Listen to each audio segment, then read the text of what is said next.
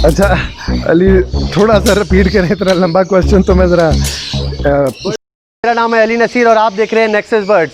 आज मैं आया हूँ लाहौर अपने दोस्त के घर पे। हम लोग वैसे तो कल भी मैं आया था इनके घर पे।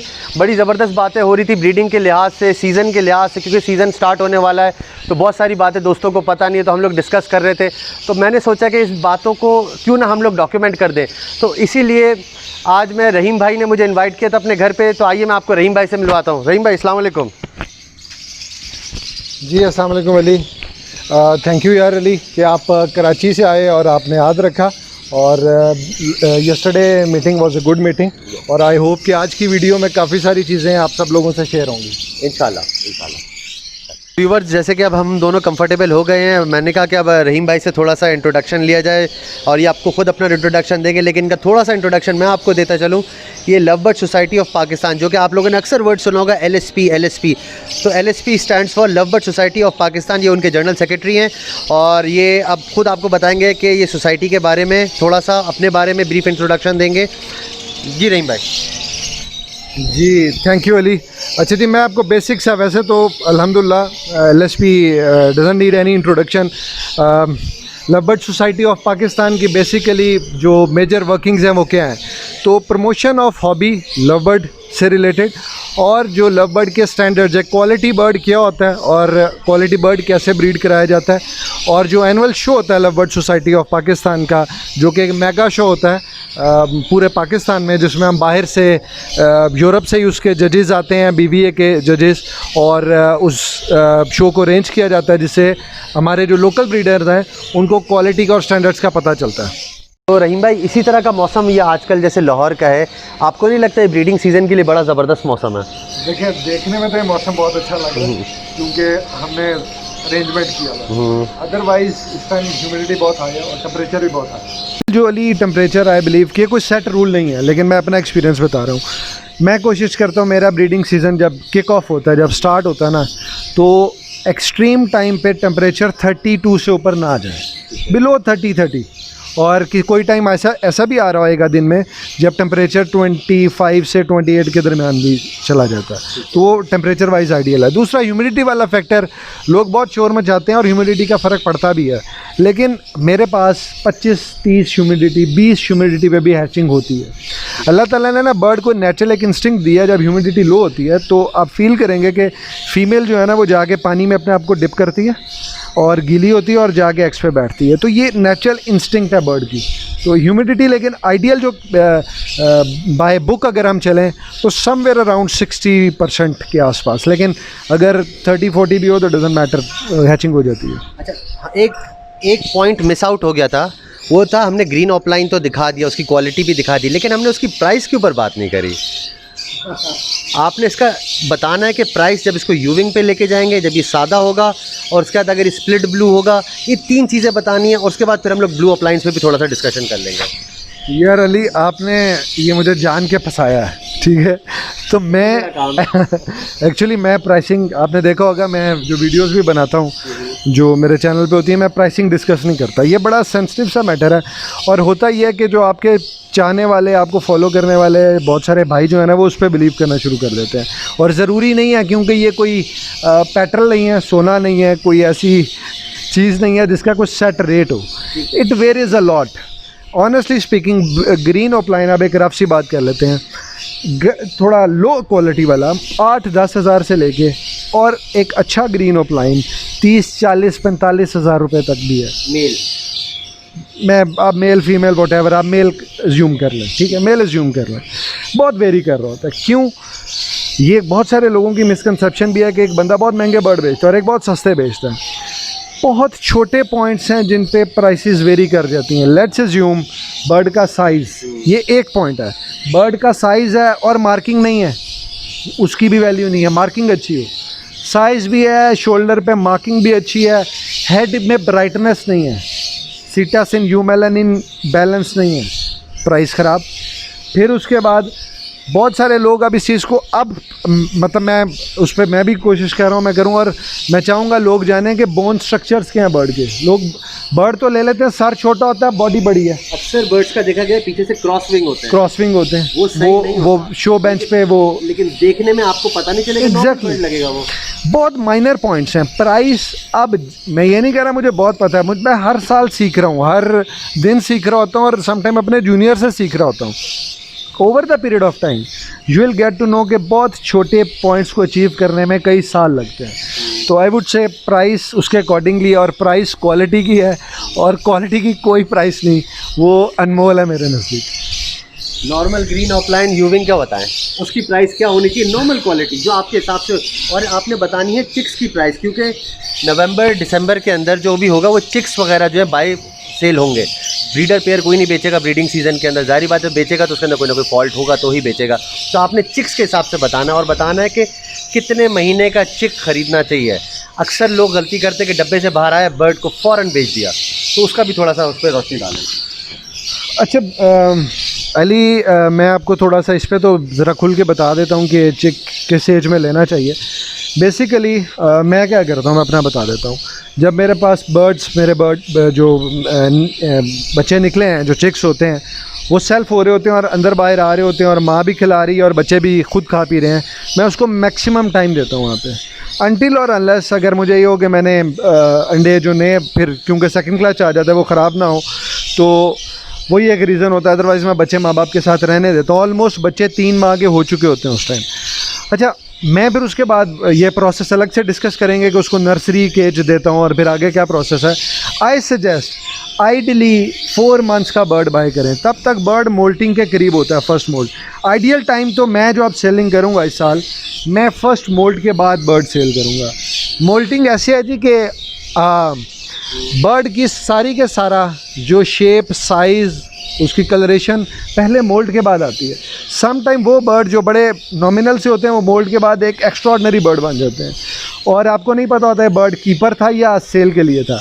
आई वुड सजेस्ट सेलर्स को भी कि फ़र्स्ट मोल्ड का वेट करें, जल्दी ना करें, स्पेशली ऑफलाइंस के अंदर ख़ास तौर पे। और बायर्स को भी कि बर्ड शेप अप हो लेने दें, वो फर्स्ट मोल्ड के बाद क्लियर होगा, और फिर वो नए जब जगह पे जाएगा तो उस एनवायरनमेंट में उसको अगर थोड़ा स्ट्रेस भी मिलेगा तो वो बीमार होकर मरेगा नहीं। तो मेरा ख्याल है कि ये आपको फॉलो करना चाहिए। और जहाँ तक प्राइसिंग की बात रही अगेन, तो मेरा ख्याल है कि ग्रीन यूविंग ऑफलाइन, हाँ, ग्रीन यूविंग ऑफलाइन, तो मेरा ख्याल है कि ये बात अली आपको बाद में खुद ही बताएं। अच्छा, ब्लू ऑफलाइंस के अंदर देखा गया है कि बहुत सारा अनफॉर्चुनेटली फ्रॉड हुआ है। पेस्टल बर्ड्स को ब्लू ऑफलाइन करके बेचा जा रहा है, सेबल बर्ड्स को ब्लू ऑफलाइन करके बेचा जा रहा है। तो मैं चाहूँगा कि अभी आप ब्लू ऑफलाइन दिखाएं भी कि किस तरह से होता है ब्लू ऑफलाइन प्रॉपर। कुछ मास्क वाला ब्लू ऑफलाइन होता है, वो लेना चाहिए नहीं लेना चाहिए, क्या वो मोल्ट पे क्लियर हो, किस तरह का बर्ड मोल्ट पे क्लियर होता है। आपके पास तो मैंने देखा सारे एडल्ट बर्ड्स हैं, कोई यंग बर्ड नहीं है या कोई चिक नहीं है, तो आप जारी बात है मोल्ट से पहले वाली कंडीशन तो नहीं दिखा पाएंगे, लेकिन आप ये बता सकते हैं कि मोल्ट के बाद तक इतना हल्का फुल्का पैच हो, ये चलता है। बाकी बेसिक हमने बताना ये है कि फ्रॉड से बचाना है लोगों को, कि जो कि बर्ड लोग जो है पेस्टल बर्ड्स को या दूसरे जो बर्ड्स हैं, सेबल बर्ड्स हैं, उनको ऑफलाइंस करके जो ख़रीद रहे हैं, और वाकई में बड़े बड़े फ्रॉड्स हुए हैं। अब बताते हुए अच्छा नहीं लग रहा, लेकिन है तो हमारे आपस की कहानी है ये। तो अब ये आप मुझे दिखाइएगा ब्लू ऑफलाइंस किस तरह के होते हैं, प्रॉपर स्टैंडर्ड्स वाले। अच्छा जी, ब्लू ऑफलाइन बड़ा ही एक इंटरेस्टिंग और हॉट टॉपिक रहा, जिसको लेके मार्केट में बड़ी हाइप क्रिएट हुई, और नो डाउट ब्लू ऑफलाइन एक बहुत खूबसूरत बर्ड है, लेकिन आई बिलीव कि it's one of the difficult bird to produce in quality. उसकी रीज़न क्या है कि हम सब के पास और दुनिया में बाकी जगहों पे भी बहुत सारे बर्ड हाइब्रिड हैं, पर्साटास में ब्रीड हुए हैं, और एक हाइब्रिडाइजेशन के फैक्टर को निकालते निकालते आपको आई बिलीव, जो मैंने पढ़ा है, अभी मुझे इतना टाइम तो नहीं हुआ कि मैं वहाँ तक खुद पहुँचा हूँ, इंशाल्लाह पहुँचूँगा, 6 से 7 जनरेशन्स लगती हैं। तो क्योंकि सबके पास वो बर्ड आए, हमारे पास मेजॉरिटी के पास, और हम सब ने उसको इम्प्रूव करने की कोशिश की। और ब्लू ऑफलाइन का बुरा हाल इसलिए भी हुआ कि बहुत सारा बर्ड जो कि ग्रीन ऑफलाइन में छुप जाता है उसकी हाइब्रिडाइजेशन, क्योंकि उसका ऑरेंज इतना ब्राइट होता है। वाइट, जैसे वाइट कपड़ा गंदा होता है, इसी तरह ब्लू ऑफलाइन का वाइट हेड अगर उस पर ज़रा सा भी शो हो गया तो वो बहुत बुरा लगता है और हम उसको लेसर क्वालिटी बर्ड समझते हैं। एक चीज़ अंडरस्टैंड करने वाली है कि किसी भी ओपलाइन बर्ड का नेचुरल मार्कर है कि उसके फेस पे स्लाइट सी मार्किंग आ सकती है, ख़ास तौर पे मेल्स की। Females most of the time clear होंगी, तो वो अगर हल्की फुल्की आ जाए तो मोल्ट के बाद क्लियर हो जाती है, ठीक है। दूसरी बात कि जो लोगों ने बर्ड बेचे सेबल्स या पेस्टल बर्ड्स थे, तो यार आई सजेस्ट नए लोगों को और हम सबको सबसे पहले क्वालिटी स्टैंडर्ड को पढ़ें। क्वालिटी स्टैंडर्ड क्या होता है किसी बर्ड का, ये आज तक हम में से किसी को पता भी नहीं था ऐसा, और लोगों ने बताया भी नहीं। Love bird society of Pakistan जो इस चीज़ पर वर्किंग कर रही है, वो एक इम्पॉर्टेंट चीज़ यही है कि लोगों को शो स्टैंडर्ड दे दिया जाए कि ये वो आइडियल बर्ड है जिसको सामने रख के आपने अपनी डायरेक्शन रखनी है। तो जिन्होंने किया, आई बिलीव कि वो ऑब्वियसली एक बड़ी उसमें गलत चीज़ थी, लोगों को नुकसान हुआ और हर किसी की अपनी उसमें मॉरल्स और एथिक्स हैं, तो उस चीज़ का हमें ख्याल रखना चाहिए। और लेने वालों को भी मैंने बताया कि बर्ड का पहचान होनी चाहिए। मोरल, और मेरा ये मानना है मोरल और एथिक्स की जो बात है, ये सिर्फ बेचने वाले का काम नहीं है, लेने वाले का भी काम है कि वो पहले मार्केट को स्टडी करे। ऐसे ही नहीं कोई ऐड देखा जाके जी आपने बर्ड ख़रीद लिया, ये नहीं करना। आपने खुद भी स्टडी करना है जो वो लेने जा रहा है, वो चीज़ क्या चाह रहा है और उसको मिल क्या रहा है। थोड़ा सा ये आप लोगों की भी जिम्मेदारी बनती है। ऐसे नहीं आप लोगों ने उठा के ब्लेम जो है दूसरे पे डालना है, आपकी खुद की जिम्मेदारी है, आपने भी उसको वेरीफाई करना है। चलिए रहीम भाई, हमें ब्लू अपलाइन दिखाइए।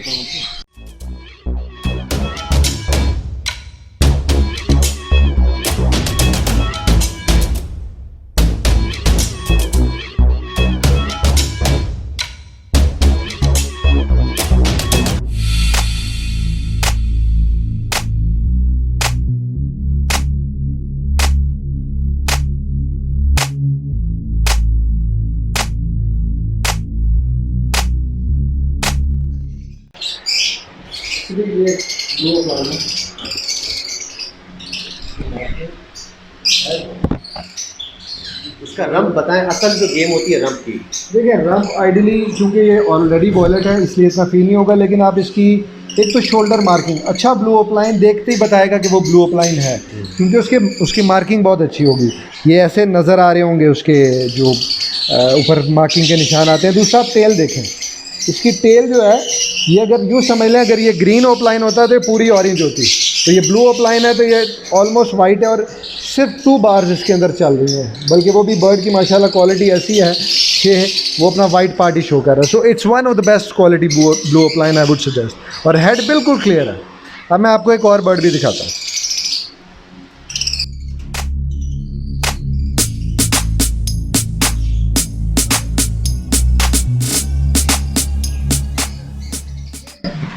जो एक मोव यूनिक ऑफलाइन बर्ड है, इट्स वेरी ब्यूटीफुल बर्ड, इस पे देखिए। और ये बर्ड अभी ज़रा मोल्ट कर रहा है और हाई स्ट्रेस में है, लेकिन अगर आप इसकी मार्किंग देखें और हेड की क्लियरेंस देखें तो this is one of the best blue upline. जो मैंने आपको ये मोव यूविंग ओपलाइन और पिछला वॉलेट दिखाया, इसके साथ जो ब्लू ओपलाइन है ज़रा वो दिखाइएगा। It's a female. अच्छा, इंटरेस्टिंगली जो इस फीमेल की चीज़ है, इसका हेड स्लाइटली आपको फील होगा मे बी 5% उसमें शेड आ रहा है, लेकिन ये मोल्ट के बाद क्लियर हो जाएगा। जो इंटरेस्टिंग बात है इस बर्ड की वो आप ये देखें कि इसकी जो मार्किंग है फेदर्स के ऊपर वो एक्स्ट्रॉर्डनरी ब्राइट है। उसकी रीज़न क्या है अली, बड़ा इंटरेस्टिंग है कि ये ग्रीन बर्ड्स में से निकली हुई है, ग्रीन फिशर्स में से प्रोड्यूस हुआ है। मैं बर्ड आपको पकड़ के दिखाता हूँ।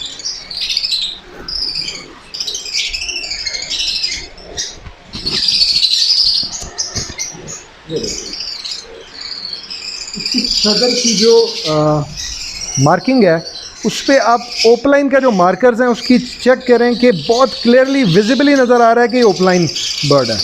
तो ये क्योंकि आई बिलीव के ग्रीन प्योर फिशर्स में से ब्रीड हुआ है और इसके दोनों माँ बाप ग्रीन थे, इसलिए ये अपने फेदर्स की ये क्वालिटी देगा। और जो इसका हेड है वो भी बहुत मोल्ट पे है, तो ये क्लियर कर जाएगा और बहुत अच्छा बर्ड बनेगा आई बिलीव। बहुत सारे लोग कहते हैं फिशर्स का लगा रहे हैं, अपना टाइम वेस्ट कर रहे हैं, वो टाइम वेस्ट नहीं कर रहे होते हैं। ये जो बर्ड इसके साथ यूविंग का था, ये भी बेसिकली एक फिशर मार्किंग में बर्ड है और मैंने खुद इसको इस बर्ड को देखा। मैंने ये बर्ड खुद फिशर यूविंग स्प्लिट ओपलाइन है पापलू के अंदर, ये इसलिए लगाया कि फिशर से बर्ड की जो ओपलाइन की जो प्रोडक्शन है वो एक्स्ट्रॉर्डनरी, उसकी क्वालिटी इन्हेंस हो जाती है। तो आपको आई बिलीव फिशर यूज़ करना चाहिए। अगर ग्रीन फिशर हो तो डेफिनेटली उससे क्वालिटी और बेहतर होगी, लेकिन वो थोड़ी सी मैंने वर्किंग उससे आगे आ गया हूँ, तो इसलिए मैं आपको दिखा रहा हूँ। रहीम भाई से अभी पूछेंगे, ये भागने की तो बहुत कोशिश करेंगे लेकिन हम इनको ज़रूर पकड़ेंगे कि ब्लू ऑफलाइन की प्राइस बताएं, ब्लू ऑफलाइन यूविंग की प्राइस बताएं। देखिए उसमें मैं ये नहीं कहूँगा कि कोई बहुत ज़्यादा टॉप क्वालिटी का बर्ड होगा उसकी प्राइस बताएं। एक नॉर्मल जो मार्केट के अंदर बर्ड्स हैं वो कितने तक के चल रहे हैं, जो इन्होंने एक्सपीरियंस करा है, जो देखा है, जो फेसबुक की पोस्ट देखी है, उसके हिसाब से मैं पूछना चाह रहा हूँ। देखें अली, आप चलें, मैं इस पर थोड़ा सा कमेंट कर देता हूँ रिज़र्व सा। अगेन प्राइसेस बड़ी वेरी करती हैं क्वालिटी के पॉइंट ऑफ व्यू से। ऑन एवरेज जो एक अच्छा बर्ड, मैं अच्छे बर्ड की बात करूँगा, लेसर बर्ड की मैं बात नहीं कर रहा, क्योंकि लेसर बर्ड में क्या कितना लेसर है वो फिर एक डिबेट है, एक बर्ड को रख के ना। जो अच्छा बर्ड है ब्लू ऑफलाइन के अंदर, वॉलेट क्योंकि ज़्यादा पसंद किया जाता है, तो वॉलेट की जो फीमेल्स एक अच्छी फ़ीमेल है वो समवेयर अराउंड 70 to 80,000 की है। अगेन फिर यू विल बी अस्टॉनिश कि यार मैं प्राइसेस ज़्यादा बोल रहा हूँ, मैं अच्छे बर्ड की बात कर रहा हूँ। और जो मेल है वो 80 से लेके 1 लाख तक भी हैं। उसमें अब क्या क्या चीज़ें हैं ये भी सोचें। उसके अंदर वॉलेट बर्ड्स की बात कर रहा हूँ ज़्यादा, वॉलेट फैक्टर, हेड की एक्सट्रीम वाइटनेस, बहुत अच्छी मार्किंग, साइजेस। तो मैं एक समझता हूँ जो अच्छे बर्ड हैं ना वो समवेयर अराउंड अभी भी यहाँ उनकी प्राइसेस यहाँ पे लाई करती हैं। बाकी फिर अगेन क्वालिटी के हिसाब से प्राइसेस नीचे भी होती रहती हैं। व्यूवर्स, ये तो बहुत सारी बातें हो गई म्यूटेशन के हवाले से। अब थोड़ा सा हम रियलिस्टिक भी होते हैं। म्यूटेशन सब कुछ नहीं होता, बर्ड पालने का तरीका भी आना चाहिए। और 80% लोगों को ये नहीं पता कि बर्ड उनका मरा किस वजह से है। बेसिकली सीप एक इंडिकेशन होता है कि आपका बर्ड बीमार था। परिंदा ऐसे ही नहीं बैठे बिठाए सीप में आया और मर गया 4 दिन बाद या 6 दिन बाद। सीप में तो बर्ड्स एक महीना तक खिंचता है और फिर जाके मरता है, और जो बहुत ही तकलीफ़देह होता है एक पेट ओनर के लिए। तो सीप के बारे में भी थोड़ा सा आप बताएं कि आप सीप को क्या देखते हैं, बेसिक प्रॉब्लम क्या है। और जो बर्ड जब मोशन के अंदर आता है उसके मैं कोशिश ये करूँगा कि मोशन का कलर भी आप लोगों को बताया जाए कि किस कलर में क्या होता है। वो थोड़ा सा आप बाद में हमें मटेरियल दे दीजिएगा, इसको पिक्चर के पिक्टोरियल रिप्रेजेंटेशन हम लोग कर लेंगे। और उसके अंदर बेसिक रेमेडी क्या होती है, उसकी फीड क्या चेंज करनी चाहिए और उसको मेडिसिन क्या देनी चाहिए। हम देखें, हम कोई वेट नहीं है, हम कोई जानवरों के या एग्रीकल्चर के कोई डॉक्टर्स नहीं है, लेकिन कुछ चीज़ें हमने अपने एक्सपीरियंसेस से लर्न करी हैं। उन एक्सपीरियंस को मद्देनज़र रखते हुए जो हम कर सकते हैं वो आपको बताना चाह रहे हैं। जी रहीम भाई। अच्छा, सबसे पहले तो ये है कि क्योंकि वही आपकी वाली बात है कि मैं कोई भी मेडिसिन जो है ना वो इस तरह सजेस्ट नहीं करता। मेरे 1-2 दोस्त हैं जो वेट हैं, एवियंस तो है ही नहीं, परिंदों के डॉक्टर को एवियन कहते हैं। एवियन यहाँ पे ना होने के बराबर है, लेकिन कुछ वेट्स हैं यहाँ पे जिन्होंने बर्ड हॉबीइस्ट भी हैं, तो दे हैव एम्पल नॉलेज। मैं उनसे शेयर कर लेता हूँ। सबसे पहले तो आप ये देखें कि मोशन की टाइप को आपने समझना है कि जो ड्रॉपिंग्स हैं वो क्या शो कर रही हैं। तो वो एक पिक्टोरियल रिप्रेजेंटेशन जब होगी तो उसमें हम बता सकेंगे कि उसके लिवर का इशू है या साल्मोनेला है या बेसिक सा उसका स्टमक अपसेट है। जो बड़ी सेफ सी मेडिकेशन नॉर्मली लोग कर रहे होते हैं और सम टाइम वो चल भी जाती है, वो फ्लैजिल या एंटामेजोल है। इन दोनों में से कोई काम कर जाती है। लेकिन अगर आपके बर्ड को मोशन हो, उसकी ड्रॉपिंग्स ख़राब हुई हैं, तो सबसे पहले आपने उसका सॉफ्ट फूड बंद करना और उसको बेसिक सी बारीक कंगनी या उस पे लें, जई पे लें, बिल्कुल बेसिक दाना, जिससे उसके जो स्टमक है ना उस पर लोड ना पड़े। तो और खिचड़ी का काम करती है, जैसे हम लोगों के लिए खिचड़ी होती है, एग्जैक्टली ये बर्ड के लिए खिचड़ी है। एग्जैक्टली। और उसमें यह है कि ये होता क्यों है, मैं थोड़ा सा ये बता देता हूँ। मोस्ट ऑफ द टाइम हमारा पानी सबसे बड़ा ना एक फैक्टर है। पानी अगर चेंज नहीं हो रहा या पानी के अंदर पीएच वैल्यू बहुत ज़्यादा है, वो अब आपको पीएच मीटर से चेक करनी पड़ेगी, ठीक है। ह्यूमंस के लिए गालबन 7 पॉइंट समथिंग होती है, यही ऑलमोस्ट बर्ड्स के लिए भी है। पीएच और एसिडिक को स्टडी करें, खुद ही करें, आपको भी असाइनमेंट दे दिया छोटी सी, ठीक है। आइडियल पीएच क्या होती है उसको मेंटेन करें। अगर पीएच का आपको डाउट है कि हमारे यहाँ पानी अच्छा नहीं है तो उसमें एप्पल विनेगर का यूज़ करें, ठीक है। और पानी को चेंज करें गर्मियों में जितना चेंज कर सकते हैं। अपने केजेस की और शेड की सफाई रखें। जो शेड गंदे हैं, हाइजीन बुरी है, वहाँ पे ये मसला आता है। तो इन चीज़ों का ख्याल करें, बेसिक हैं। उसके अलावा फिर बहुत सारे रीज़न हैं। एक मिसकॉन्सेप्शन है, एक दवाई के बारे में बताया जाता है CCC के नाम से। मेरे अपने एक्सपीरियंस में मैं ये शेयर कर रहा हूँ कि उससे मोशन सही नहीं होते। क्या आपका भी ये मानना है? क्योंकि बहुत सारे लोग वन मैन शो होता है कि मतलब एक चीज़ ले लो और सारी चीज़ों का इलाज उसके अंदर है। आपका क्या मानना है कि एक एंटीबायोटिक से पेट ख़राब जो होता है उसका इलाज हो सकता है बर्ड का? देखिए यार अली, सबसे पहले तो जब हम भी कोई बीमार होते हैं, इंसान डॉक्टर के पास जाते हैं तो आपका टेस्ट कराता है। इसी तरह बैक्टीरियाज और वायरस की भी फैमिलीज़ हैं, और उन फैमिलीज़ को किल करने के लिए डिफरेंट सॉल्ट्स हैं, डिफरेंट मेडिसिन हैं। तो सबसे पहले तो आइडियली जो मैं चाहता हूँ, और इंशाल्लाह कभी पाकिस्तान में इस तरह हो, 2 के लेबॉर्ट्रीज़ हैं लेकिन कल्चर हो, बर्ड के टेस्टिंग हो और उससे पता चले इसको एंटीबायोटिक कौन सी देनी है। तो अभी तक यहाँ पे इतना इसका ट्रेंड नहीं है। मैं तो समझता हूँ कि उसके मुताबिक ही एंटीबायोटिक वेट से सजेस्ट करके लें। जहाँ तक ट्रिपल सी की बात है, तो ऑनेस्टली स्पीकिंग मैंने ट्रिपल सी कभी यूज़ ही नहीं की। मेरे पास बर्ड्स बहुत कम बीमार हुए हैं, बहुत ज़्यादा शुरू में कभी बीमार होते थे, और मैंने triple C by chance use नहीं किया है। लेकिन आई डोंट नो, मुझे उसका सॉल्ट कभी नहीं पता। मैं सॉल्ट को स्टडी करता हूँ। प्लीज़ आप जब भी मेडिसिन यूज़ करें उसको सॉल्ट को पढ़ें।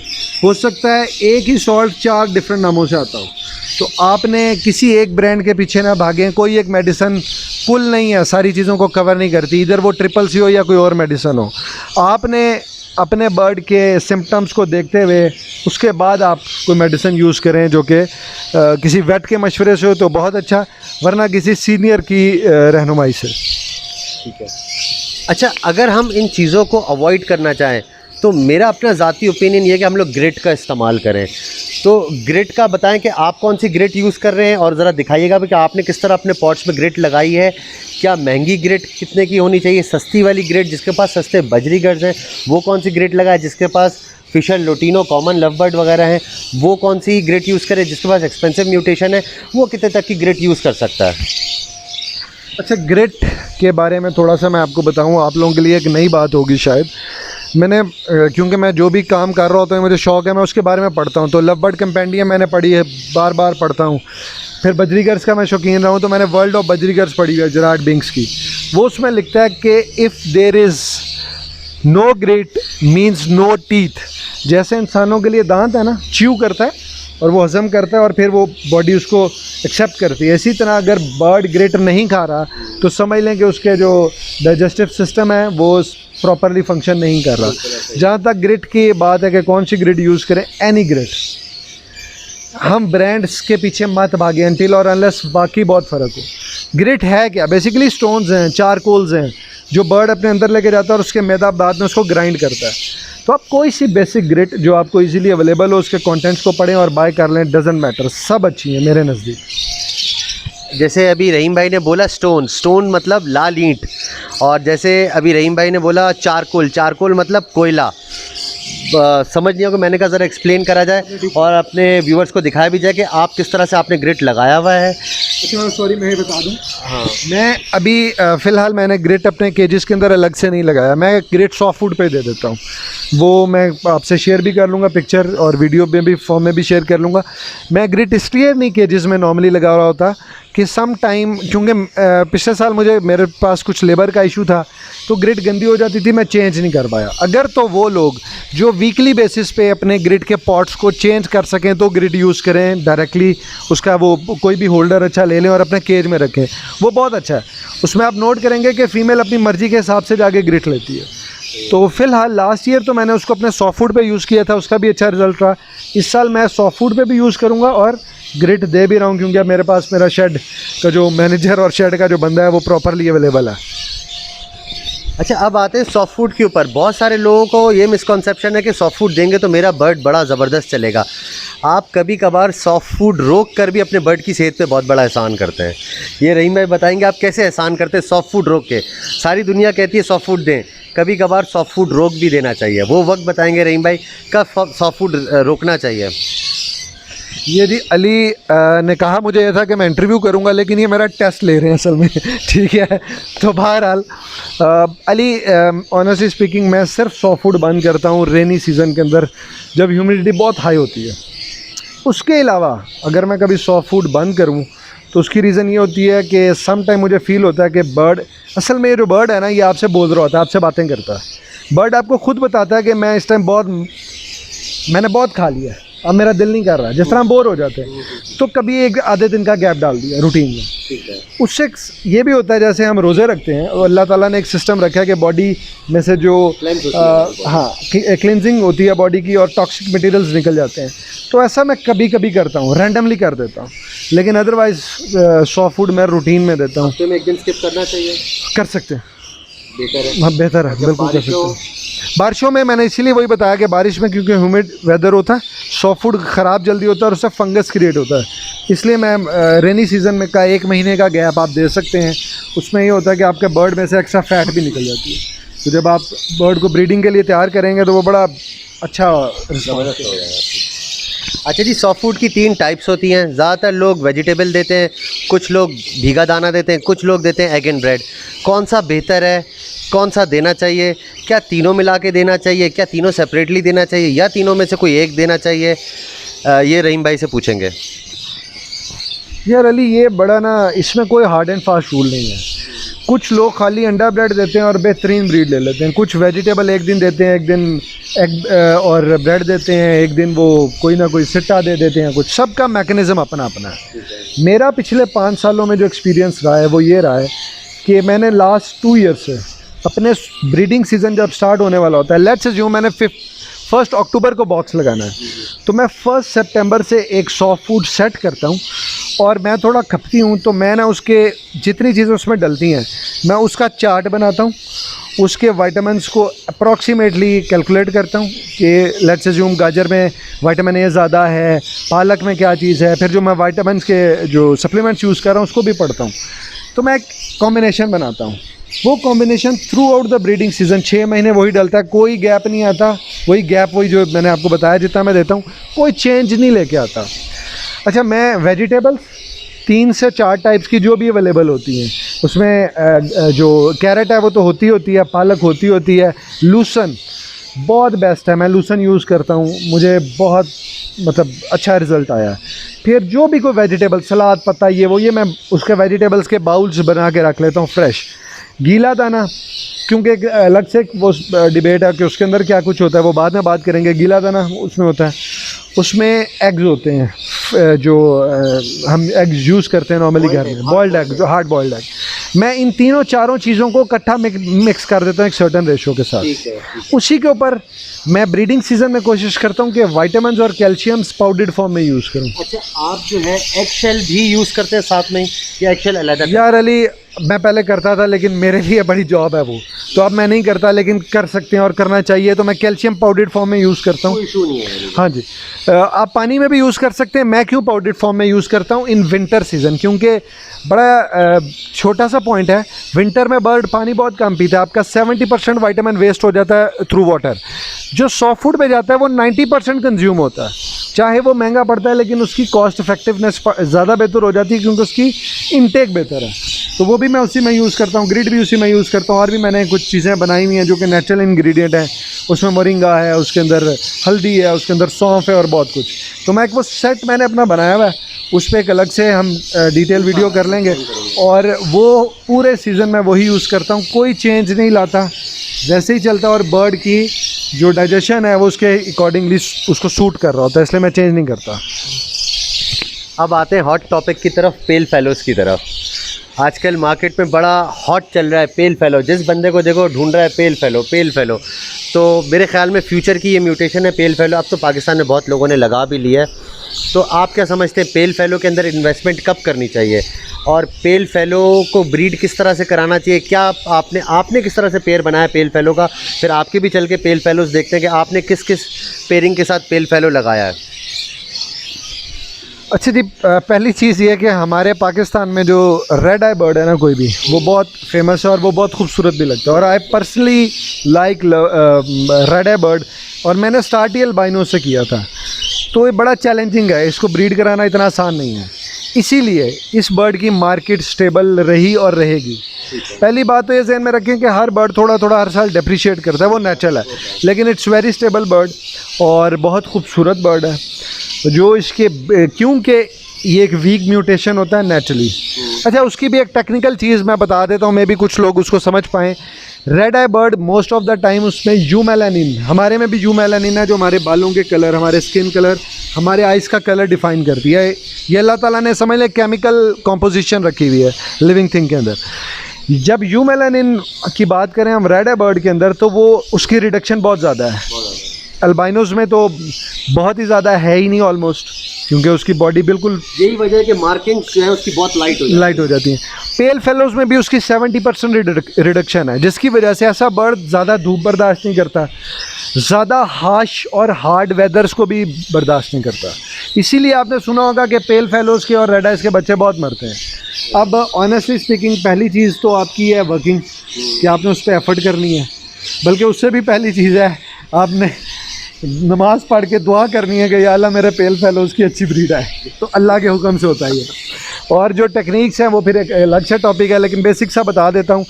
इन ब्रीडिंग ना होने दें, स्प्लिट्स के साथ वर्किंग करें। कुछ लोग स्प्लिट टू स्प्लिट वर्किंग करते हैं, वो बहुत अच्छी वर्किंग है, मैंने बहुत कम किया है। मैं स्प्लिट टू विजुअल करता हूँ, ठीक है, उसमें अनरिलेटेड बर्ड्स लगाता हूँ। बर्ड्स, ग्रीन बर्ड बहुत इंपॉर्टेंट है इसके अंदर। अगर वो ब्लू बर्ड्स प्रोड्यूस कर रहे हैं पेल फेलो में, तो एक बर्ड चाहे विजुअली ब्लू ले लें, एक बर्ड अगर ग्रीन होगा और स्प्लिट ब्लू होगा तो उससे भी बहुत आपको फ़र्क पड़ेगा। उसकी मोर्टेलिटी कम होती है, क्योंकि वाइल्ड टाइप बर्ड स्ट्रॉन्ग करता है। और फिर अगेन वही कि आपके शेड की हाइजीन अच्छी हो, आपका सॉफ्ट फूड अच्छा डाला हो, और ये चीज़ें आप ख्याल करें तो मेरा ख्याल है कि पेल फेलो भी सर्वाइव कर जाता है। मोर्टेलिटी होती है लेकिन सर्वाइवल भी उसका फिर इसी तरह ही है।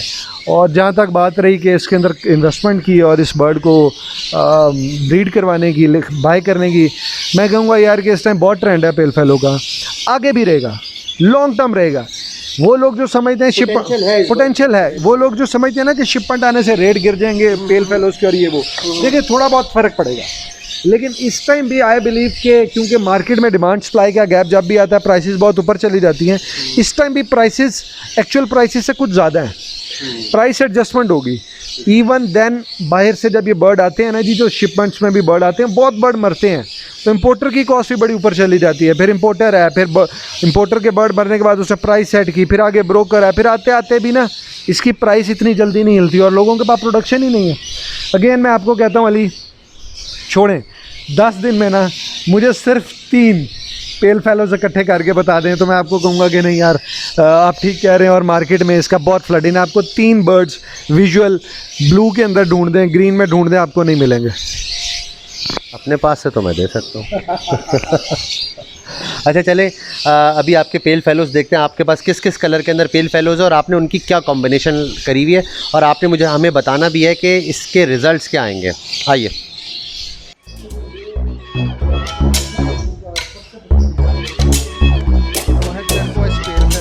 पार ब्लू पेल फेलो, ये वॉयलेट पार ब्लू पेल फेलो मेरा पिछले साल का ब्रीडर मेल है, और मुझे मेरा मतलब one of the favourite colour है ये। और अगर आप इसकी मार्किंग देखेंगे, मैं आपको दिखाता हूँ, एक सेकेंड।